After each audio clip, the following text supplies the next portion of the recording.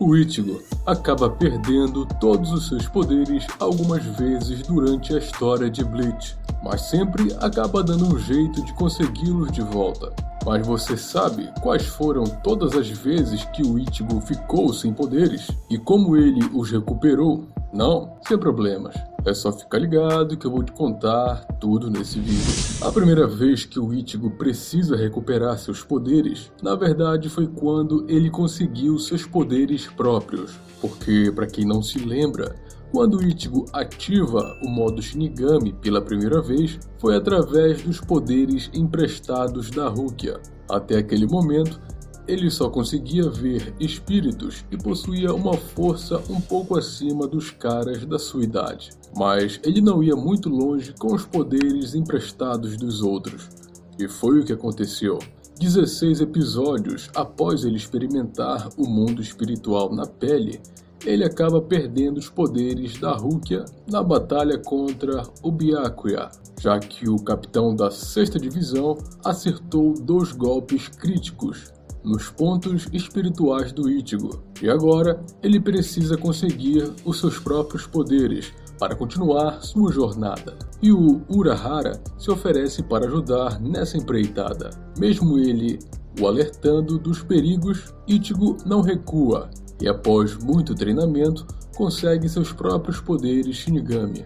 Seu ganho de força é muito significativo, permitindo agora que ele acessasse seus poderes Hollow, ficando assim mais forte. A segunda vez em que o Ichigo teve que recuperar seus poderes foi após ele perdê-los durante a saga dos Arrancas, na luta final contra o Aizen. Naquele momento, ninguém mais poderia parar o ex-capitão da 5ª divisão. Infelizmente, após aprimorar suas técnicas e força a um nível muito superior às de um capitão da Zoro Society, Ichigo teve que sacrificar esse poder em troca da segurança do mundo humano e espiritual. E após usar sua técnica secreta e mais poderosa, o Mugetsu, ele perde seus poderes Shinigami como efeito colateral. Posteriormente a esses acontecimentos, mesmo salvando a pátria, Ichigo se sente muito triste e impotente,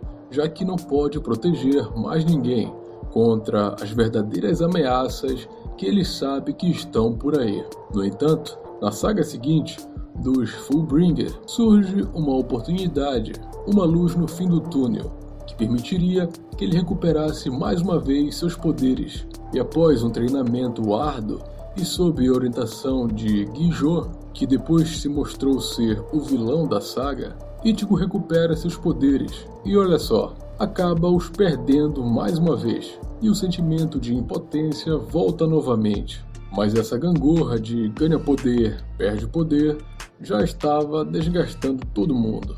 E logo quando ele perde os poderes pela 3ª vez e pensa que tudo está perdido, já que o inimigo está prestes a executá-lo, a Rukia, em uma cena nostálgica, transfere poderes Shinigamis para o Ichigo, através de uma espada de Heiatsu, assim como no primeiro episódio da série, só que lá era uma Zanpakuto comum, e dessa vez a espada carrega uma parte da Heiatsu de todos os capitães da Sereitei, e Ichigo se torna mais forte do que estava e derrota Ginjo com certa facilidade. Mas a vida de protagonista não é fácil. Pois é, ainda não acabamos, afinal, Tite Kubo já gosta de deixar o Ichigo sem poderes, e sim, ele perde suas habilidades uma 4ª vez, mas consegue recuperá-los bem rápido também. O último incidente com os poderes do Ichigo aconteceram no momento só no mangá, então para quem não viu,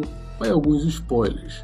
Nos últimos capítulos da Guerra Sangrenta dos 1000 Anos, Ichigo teve seus poderes drenados pelo Rei Quincy, que além de tudo, quebra a espada do Ichigo na forma Bankai, antes mesmo dele mostrar o seu poder.